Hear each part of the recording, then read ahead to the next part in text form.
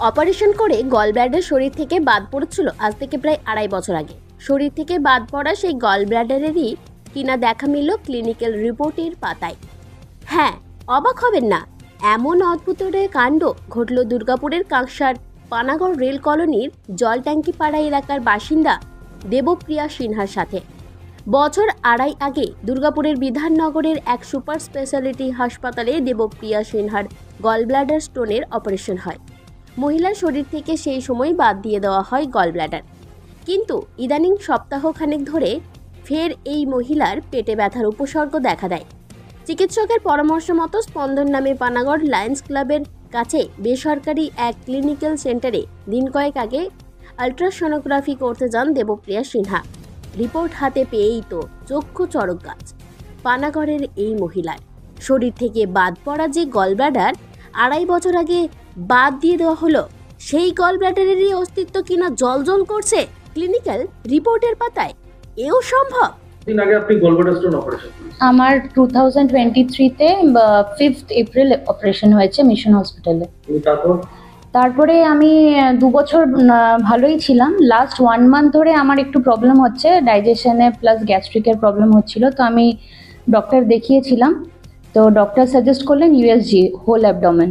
তো আমি স্পন্দনে করাতে গেছিলাম। যখন করাতে গেছি তখনই আমি ডক্টর যখন জিজ্ঞেস করলেন, যিনি ইউএসজি করছিলেন উনি জিজ্ঞেস করলেন কি প্রবলেম হচ্ছে। আমি বললাম ডক্টর আমার 2 ইয়ার্স আগে গলব্লাডার রিমুভ হয়েছে, আর রিসেন্টলি আমার একটু ডাইজেশনের প্রবলেম হচ্ছে, একটু পেটে ব্যথা করে। তো আমি ডিটেলসেই ওনাকে বলি যে আমার গলব্লাডার নেই। তো আমার ইউএসজি রিপোর্ট এসে যায়। তো আমি স্পেসিফিক্যালি যেটা আমরা দেখি আর কি, যে ইমপ্রেশনটা কি, আমরা তো থারালি পরে পড়ি, বাট ইমপ্রেশন যেটা বোল্ডে লেখা থাকে সেটাই পড়ি। তো আমার ফ্যাটি লিভার বেরিয়েছে আর একটু প্রবলেম আছে। তো আমি রিপোর্টটা আমার ডক্টরকে হোয়াটসঅ্যাপ করে দিই। তো যখন আমি হোয়াটসঅ্যাপ করছি তখন আমার চোখে পড়লো যে গলব্লাডার কি আমার নর্মাল ইন সাইজ, আর ওটাকে নোটিস করা গেছে নাকি ইউএসজিতে। মানে আমি তো এত বড় শক পেয়েছি যে 2 ইয়ার্স আগে তাহলে আমার কিসের অপারেশন হলো, তাহলে কি হ্যাঁ। তো আমি ভাবছি যে 2 ইয়ার্স আগে তাহলে আমার কোন অর্গানটা রিমুভ হলো, যেখানে গলব্লাডার নেই। উনি দেখেছেন ইউএসজি করার সময়, উনি পেটে যার হয়েছে অপারেশন মাইক্রো সার্জারি তারা জানবেন যে 4টে টোটাল ফুটো থাকে পেটের মধ্যে, তো কোয়াইট ভিজিবল, মানে বেশ বড়ই। তো উনি কি সেটা নোটিস করেননি, নাকি উনি এতটাই অ্যাবসেন্ট মাইন্ডেড ছিলেন যে আমার গলব্লাডারটা হয়তো উনি স্ক্রিনে দেখেনি আর সেটা লিখতেও ভুলে গেছেন বা হোয়াট এভার। যাই হোক, আমার এটাই খারাপ লাগছে ভেবে যে এরকম রিপোর্ট যদি অন্যরাও পেয়ে থাকে তারা কেন কিছু বলেননি, বা হয়তো আমি দেখেছি বলে আমি সেটা রিয়েলাইজ করলাম যে রিপোর্টটা ভুল আছে, বড় বিপদ হয়ে যেত। আর আমার একটা ছোট বেবি আছে, তো আমি ভাবছি যে আমার যদি কিছু হয়ে যেত তাহলে ওর কি হতো, এটা ভেবেই আমি। সন্দেহ হওয়াতে দেবপ্রিয়া সিনহার স্বামী সুব্রত সিনহা রিপোর্ট নিয়ে চলে যান পানাগড়ের স্পন্দন নামে ক্লিনিক্যাল সেন্টারে। পাল্টা চ্যালেঞ্জ করেন ক্লিনিক কর্তৃপক্ষকে। মাসের ওপর একটু আমার ওয়াইফের পেটের একটু হজমের প্রবলেম হচ্ছিল, ডাইজেশন প্রবলেমের জন্য আমরা ডাক্তারকে কনসাল্ট করি। ডক্টর আমাদেরকে ইউএসজি সাজেস্ট করেছিলেন আমার ওয়াইফের জন্য। আমরা স্পন্দনে গেছিলাম ইউএসজি করাতে গত 5 তারিখে, 5 জুন 2025-এ। সেদিন যখন রিপোর্টটা পাই, রিপোর্টে আমরা দেখি যে লেখা রয়েছে gall bladder is seen in normal shape, size and position. Whereas 2 বছর আগে 2023-এর এপ্রিল মাসে মিশন হসপিটাল থেকে আমার ওয়াইফের গলব্লাডার স্টোন অপারেশন হয়েছিল আর গলব্লাডার ডিসেন্টেড করা হয়েছিল। আমি যখন ওখানে আবার ফোন করি দ্বিতীয়বার, ওরা ক্যাজুয়ালি আমায় বলে দেয় ওটা একটা প্রিন্টিং মিস্টেক আছে, আপনি রিপোর্টটা নিয়ে এসে চেঞ্জ করে নিয়ে যাবেন। এটা কোথায়? স্পন্দন হচ্ছে পানাগড় বাজারে, লায়ন্স ক্লাবের পাশে। তো যখন তারপর থেকে আমি ওদেরকে এবার পিছু হটতে থাকেন ক্লিনিক কর্তৃপক্ষ।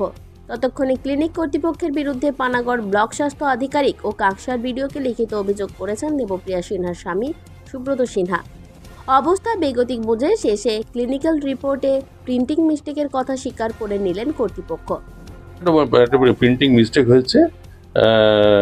আমরা পেশেন্টকে বহুদিন পরিষেবা দিই, 30 বছর ধরে আমাদের প্রতিষ্ঠান পরিষেবাতে আমরা পেশেন্টকে বহুভাবে দিই।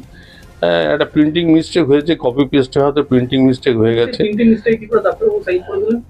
উনি হয়তো খেয়াল করেননি অতটা।